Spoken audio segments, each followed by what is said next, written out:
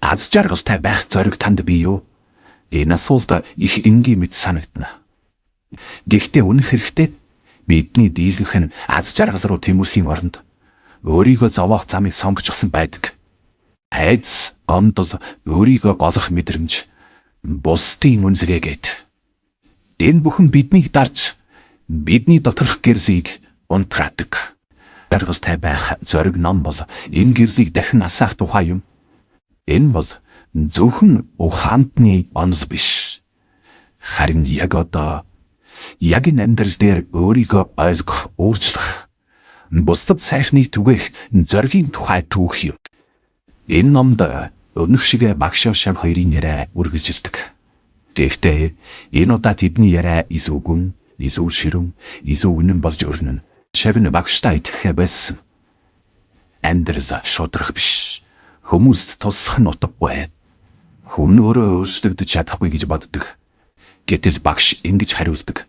Хүн өөрчлөгдөж чадна. Хүн сонголтоороо амьдралаа бүтээж чадна. Хамгийн гол нь тэр өөрөө үнийг хүсэх хэрэгтэй. Номын гол санаануудын имийг бол амьдрал бол тэмцэл биш. Харин хувь нэмэр оруулах явдал.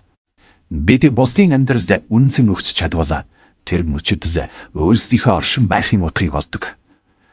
Азрын сэтгэл судлал үүнийг нийтлэг ашиг тус гэж нэрлэдэг. Та бусдад сайн зүйл хийж байх үедээ өөрийн зовлонгоо мартдаг.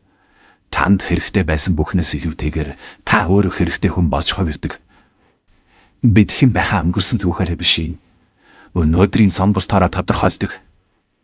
Ивэ хичнээн хэцүү зүйлсийг туулсан ч ирээдүй рүү чиглэсэн зориг. Үндсэн бүтээх шийдвэрс биднийг бүтээдэг.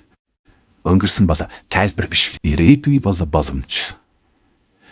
Аз жаргал гэдэг нь гадаад орчин, бусдын үнэлгээ, материаллык зүйлээс хамаарахгүй.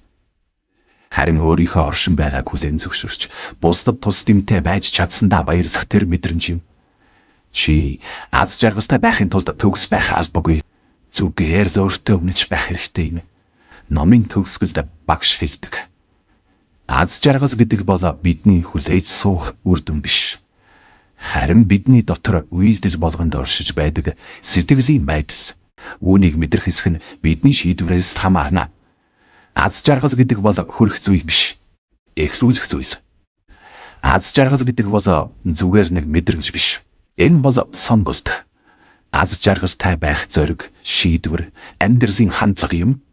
Энэ номын бас нэг чухал санаа бол аз жаргал бол бусдын үнэлгээ биш.